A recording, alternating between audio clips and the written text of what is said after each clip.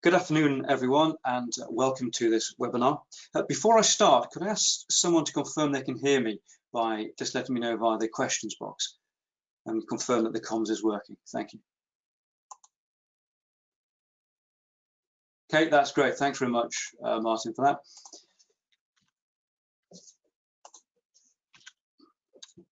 I'm Tim Pennell, and I'm one of NQA's ISO 27001 auditors, as well as NQA's Information Security Assurance Manager. Today, I'm going to be examining the ISO 27701 Privacy Information Management System Standard. And well, why? I'm sure you know, because in 2018, the GDPR was implemented, and it directly affected all organizations across all sectors for the processing of personal data. And the speed at which this legislation was established has caught many organizations on the hop, and they often misunderstood it, and also some well-publicized breaches have occurred. And then globally, new privacy legislation is appearing in many jurisdictions. My hope is that by the end of this webinar, you'll be persuaded of the advantages of implementing a PIMS. And of course, I also hope that you'll decide to use NQA to certify you to 27701. Now, as you've already received an email from a marketing team, I'm sure you've already seen the areas I aim to cover. But as a refresher, I'll be looking at 27701, typically in a GDPR context, why it was developed, and very importantly, its benefits, and then also the implementation process. Now, you can also download for free the previous ISO 27701 webinars and blogs, which were available on the NQA website, and they're well worth exploring if you haven't done so already. They'll certainly give you a solid foundation to understand this new standard. There'll be ample time once we finish for you to ask any questions. Please just type those into the questions box so I can see them at the end. And of course, you'll all receive a full copy of this recording of the presentation, along with the slide deck, once the webinar is complete. Now, as this standard and the legislation it addresses is such a large and ultimately important consideration, I'm limiting the webinar to a brief overview and initial implementation guide. But in the future, I'll publish a more detailed guide on NQA's website. But first, a quick overview of NQA. NQA is part of NTS, which is the leading independent provider of environmental simulation testing, inspection, and certification services in the US. NTS serves the civil aviation, the space, defense, nuclear, telecommunications, industrial, electronics, medical, and automotive markets. Here in the UK and across the globe, NQA provides accredited certification, training and support services to help you improve processes, performance, and products and services. We've issued over 50,000 certificates to clients in over 90 countries, and often we work in close partnership with consultants who can play a crucial role in helping our customers implement management systems. We specialize in management system certification for quality, energy and environmental, health and safety, and information security. And our philosophy is never stop improving. We work with a variety of clients, from single management systems to complex multi-site organizations. From Costa to the European Space Agency, we tailor our approach to support each individual client and make a unique price promise to our customers. You can rest assured with NQA you're in good hands. Okay, now that I've introduced myself and NQA, let's get into the meat of the presentation. Now, I'm talking to you from the UK during the Brexit transition period, but I'm just going to be focusing on GDPR. However, there is other data privacy legislation globally, and though I can't cover them today, they may well be equally applicable to you, and I can point you in the right direction. But I'm going to start with terminology. There's a mixture of terms between 27701 and GDPR, so it'll be good to clarify those, particularly personal data. And then I'm going to talk about the drivers for 27701. I'll spend some time looking at what compliance to the standard will mean and how I'm confident it can benefit your organization. And finally, I'll examine the standard specifically and look at its implementation. But to remind you all, this presentation and slide deck will be available to you all once the webinar is complete. So please don't worry if you don't catch everything first time. So the terminology, let's clarify some of that I'll be using. First of all, ISO 27701 is a mouthful. It defines the implementation of a privacy information management system, a PIMS, and so I'm just going to say PIMS from now on. I'll also use 27001 and ISMS for Information Security Management System interchangeably. The ICO is the Information Commissioner's Office here in the UK, but of course there are plenty of other equivalent supervisory authorities around the world.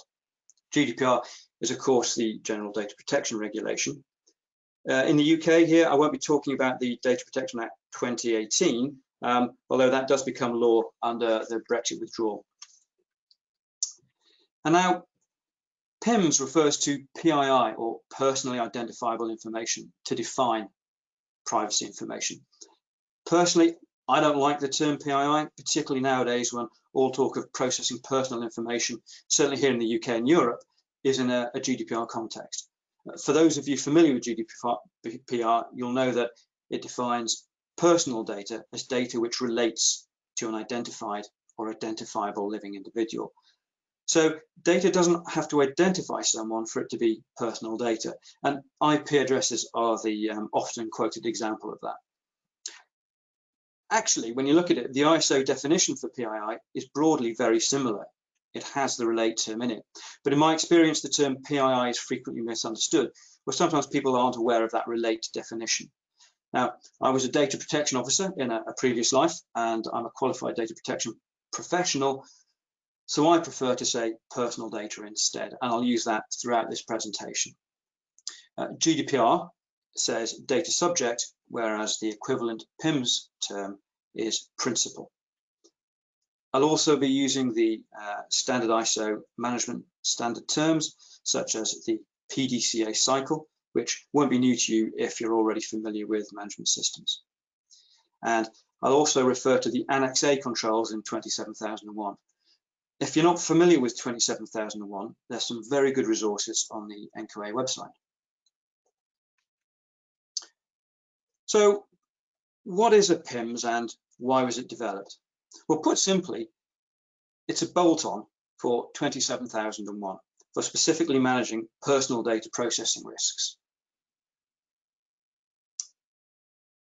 which are in addition to any other information security risks you might be managing. 27001 specifies an ISMS, which is a management framework through which you identify, analyze, and address your information security risks. Now, the important thing to note is that it ensures that the security arrangements are fine-tuned to your business. It doesn't drive the business, it enables the business. It enables the business to keep pace with changes to threats, vulnerabilities, and therefore the business impacts. And that's a really important aspect in what is a really dynamic field, which is a key advantage of the whole 27K series flexible approach to risk management. Now, regardless of the maturity of an existing ISMS, there's no guarantee that data protection needs are adequately considered, especially since the introduction of legislation with privacy requirements, such as GDPR. Existing certificates for 27001 ensure that organizations demonstrate that information security is in place, but data protection requires that organizations go a step further. And it's more than just including personal data as an asset that needs protecting. If you're familiar with GDPR, then you'll know that it's more than just Article 5 and Article 32, the security of processing. A PIMS takes into account many more requirements of GDPR, which I'll explain when I get to implementation. You may also have heard of BS 1012, which also implements a PIMS and is very closely aligned to GDPR, but it's not an international standard, so I'm not talking about it today. So the benefits of implementing a PIMS. From my experience, one of the main drivers for implementing a PIMS is to assist in compliance to legislation, obviously such as GDPR. So I want to talk about GDPR compliance in a bit more detail and what that means in practice, and that's then going to set the scene for implementation. Since GDPR came into being, you may well have been asked by your customers to confirm your GDPR compliance. Well, of course, typically you can't, other than have the customer or a third party complete a full audit of you against GDPR. Most organizations will have answered, yes, we are compliant, based on their own knowledge of their GDPR compliance. But as a form of assurance, it lacks meaningful value. Whereas a PIMS is an excellent step forward to having a third-party measurement of GDPR compliance. As you'll see later, a PIMS assists you in complying with Article 5 right through to Article 49, which is pretty much almost all the articles you must comply with. But it's better than that. Article 42 of GDPR provides for certification schemes, which will be used to fully demonstrate compliance. The ICO is expected to start approving schemes in due course. So what I'm also going to do now is have a quick look at the European Data Protection Board's requirements for these schemes. Its certification guidelines require criteria addressing Articles 5 and 6, 12 to 42, 44 to 48, and particular focus on technical and organizational measures for protecting rights and securing data. A PIMS assists with compliance to all of those articles, and coupled with an ISMS, it is, I believe, the best first step towards demonstrating GDPR compliance. There is a fly in the ointment though. PIMS is a management system, and it's audited as such in accordance with ISO 17021, whereas GDPR schemes are not. They're a conformity audit, and they're audited to ISO 17065, which means you can't use your PIMS certification as GDPR certification. But that's okay. This was taken into account when the GDPR criteria were defined, particularly in recognition of the fact that many organizations will have some form of security compliance regime in operation, such as 27001. The guidelines state that schemes should be interoperable with other standards. Therefore, existing certification may be taken into account when undergoing an assessment for GDPR certification, as and when these GDPR schemes are launched. So organizations operating a certified PIMS are in an excellent starting position for overall compliance. Or put another way, if you don't have the 27001 PIMS pairing, how will you demonstrate compliance for your audit? A PIMS gives you that framework.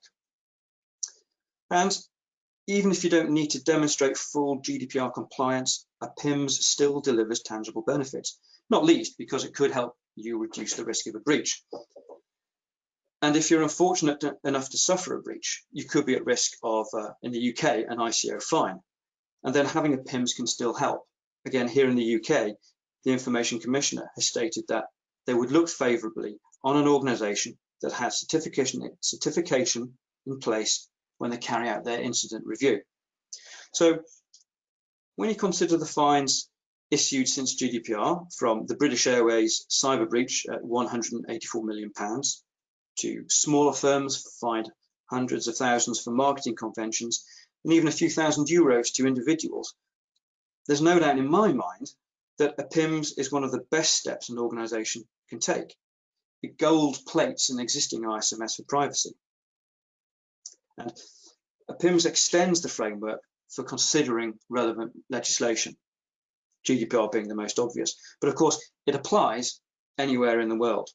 It focuses on privacy matters and provides clarity on what an organisation should do to be compliant with that legislation. If you know what you need to do, then you've got greater control over your risks. And of course, then you're on a sound footing for increasing your trust and your confidence in your people, your processes, your suppliers and technology, which all adds up to a great story to tell your customers. But please don't just take my word for it. The following is a quote from a press release in April this year from the French Supervisory Authority. That's the equivalent to the ICO here in the UK, the CNIL. And it says, the standard was drafted at an international level with contributions from experts from all continents and participation of several data protection authorities. Experts from the CNIL actively contributed to this standard with the support of the European Data Protection Board. It represents the state of the art in terms of privacy protection and will allow organizations adopting it to increase their maturity and demonstrate an active approach to data protection. And finally, one of the most important stakeholders in the UK is Elizabeth Denham, the Information Commissioner. And she said to the BBC, "We're not going to be looking for perfection, we're going to be looking for commitment."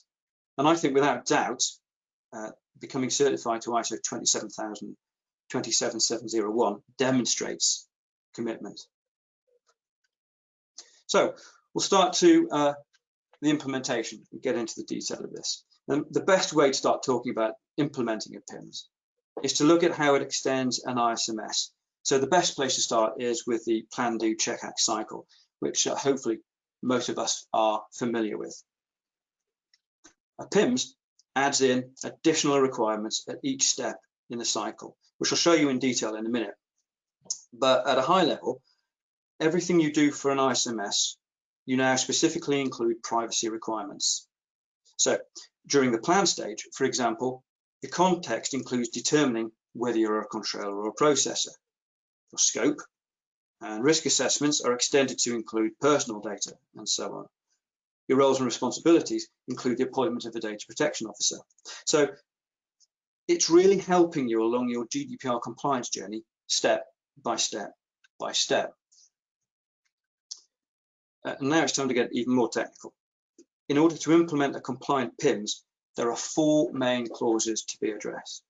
Clause 5 is PIMS-specific requirements for 27001. Clause 6 is PIMS-specific for Annex A, or 27002 if you like. Clause 7 is for controllers, and Clause 8 is for processors. And you can see here the 27001 to PIMS Clause 5 mapping. In general, the additional requirement is that wherever you say information security, you now have to say information security and privacy. And where there are additional PIMS requirements, as in 5.2 and 5.4, then they're spelled out within the standard. Just as you have a statement of applicability for 27001, you also need one for your PIMS, which is also dependent on whether or not you're a controller or a processor.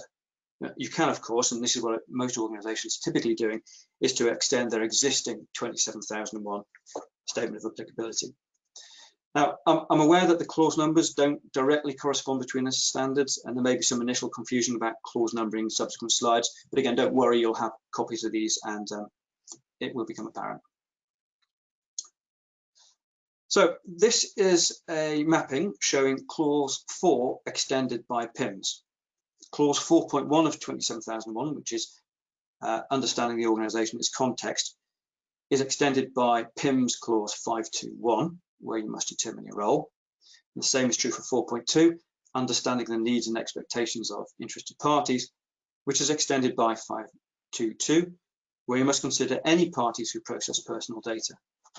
For 4.3, you explicitly include personal data processing in your scope.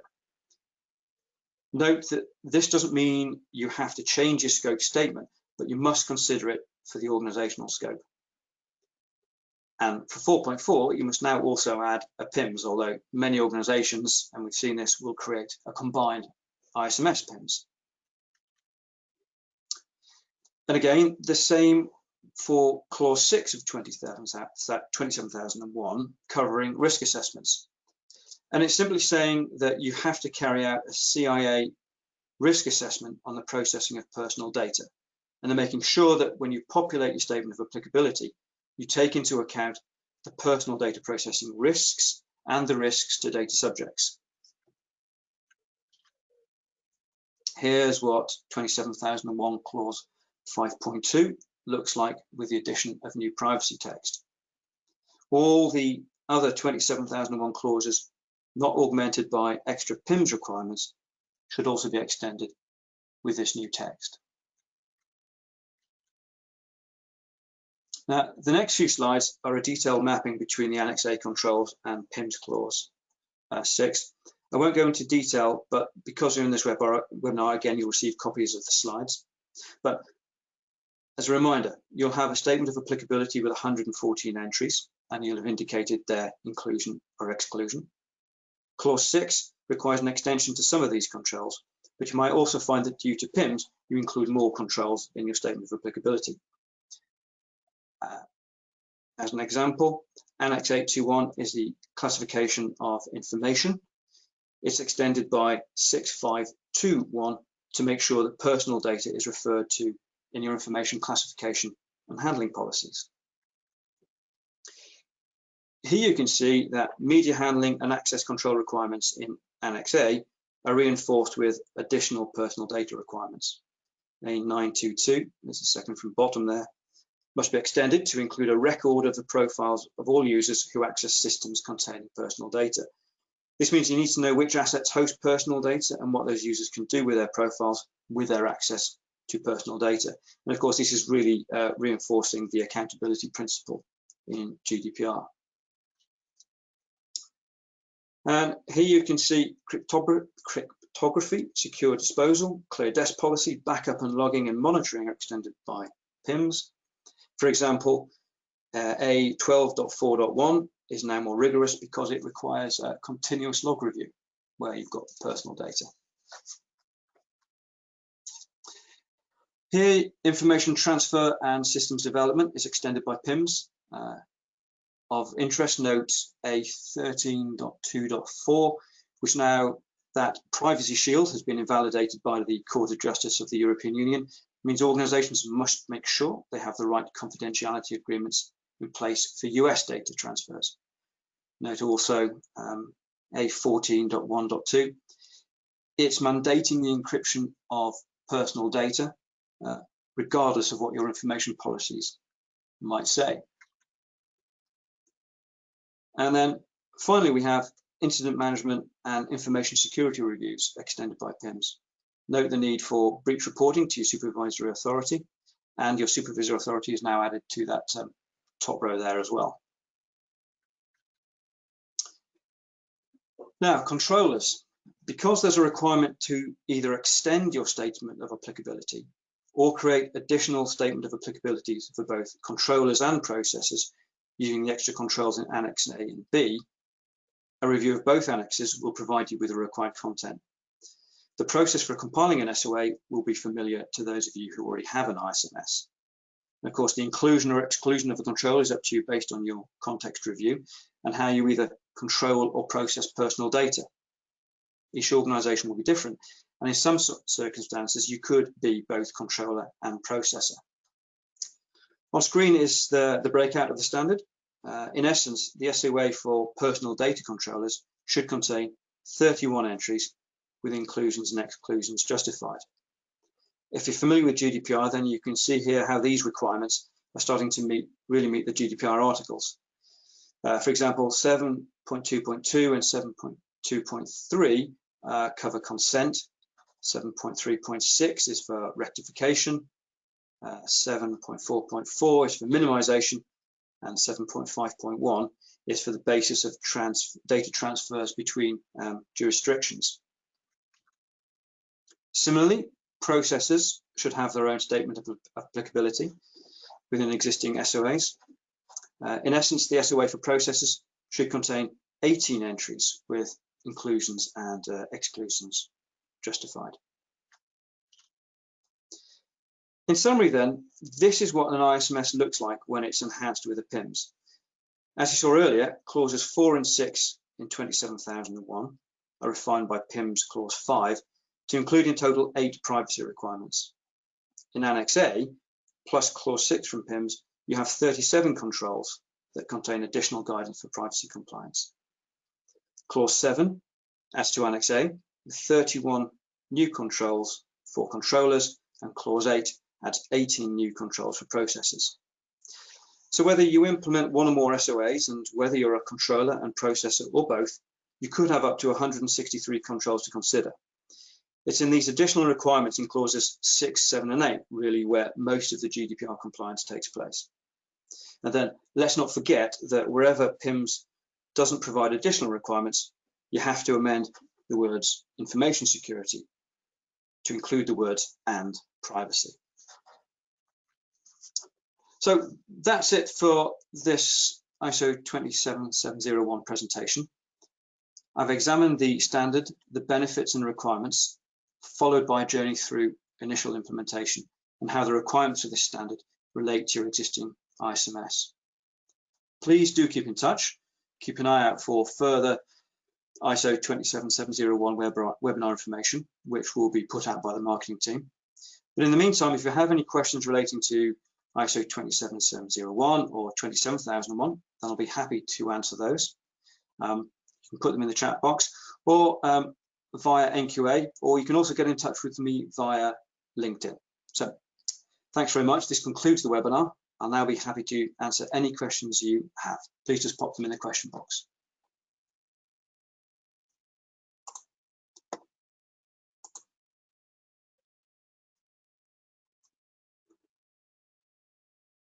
Okay, I've got a question here from Jay Mumford. Hi, Jay. Where you say, our organisation is not 27001 certified. Is that a necessary precursor to pursuing 27701 2019 certification? Yes, it is. You'll need to have an operating ISMS, and then you bolt on 27001. And you also given me some feedback on one of the slides. Thanks very much for that, Jay. I'll take that into account.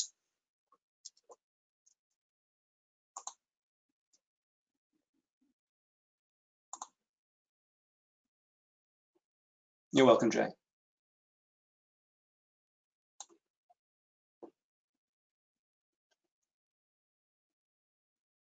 Question from Jeff. So yeah, same question as Jay. Do you need to be certified to 27001 to become certified to 27701? Yes, you do. You have to have that certification in place, and then you bolt it on. You can go for both at the same time, of course. Don't forget that. You're welcome, Jeff.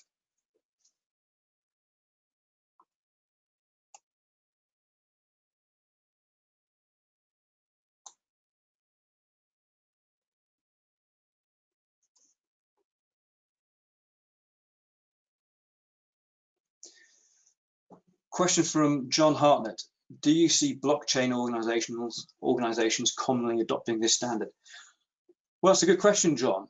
It's all down to the extent to which blockchain organizations are processing personal data and the extent to which you can determine what is personal data from that blockchain data. So the simple answer is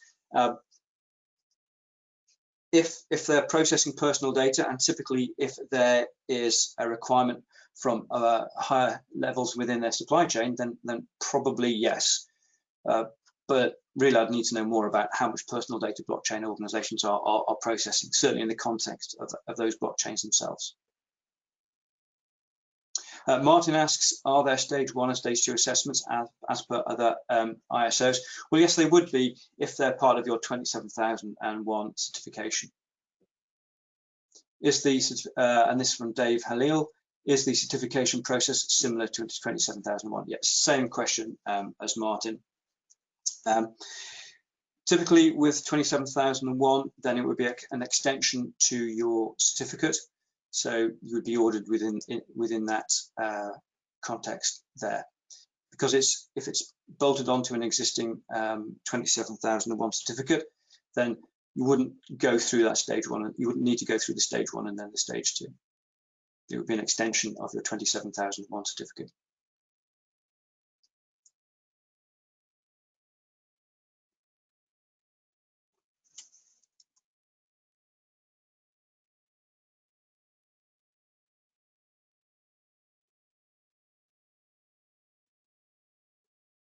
Karam has asked, must 27701 certificate be accredited?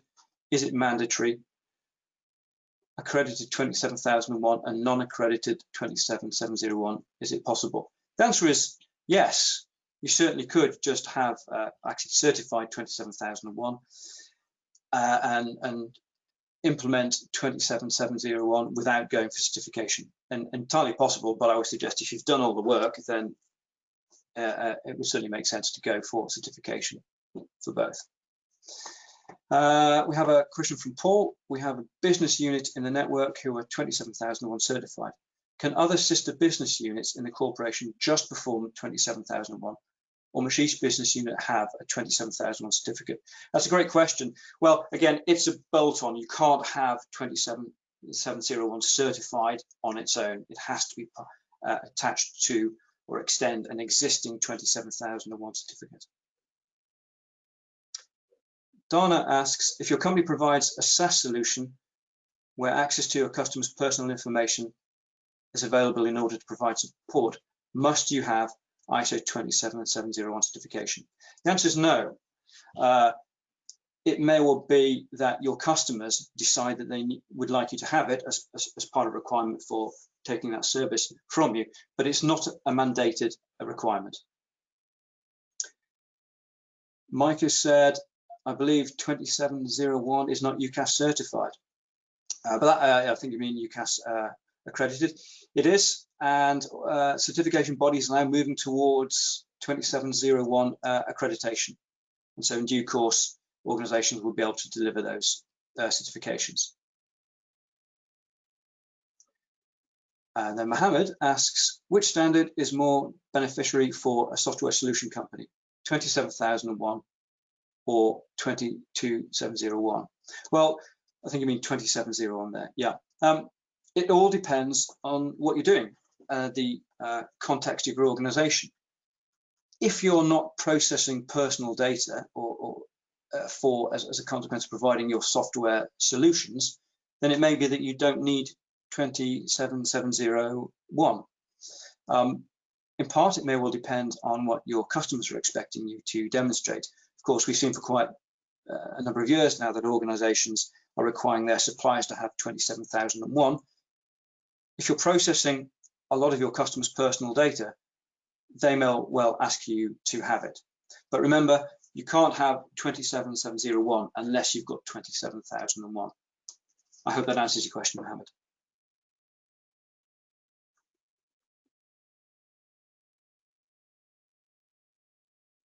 You're welcome.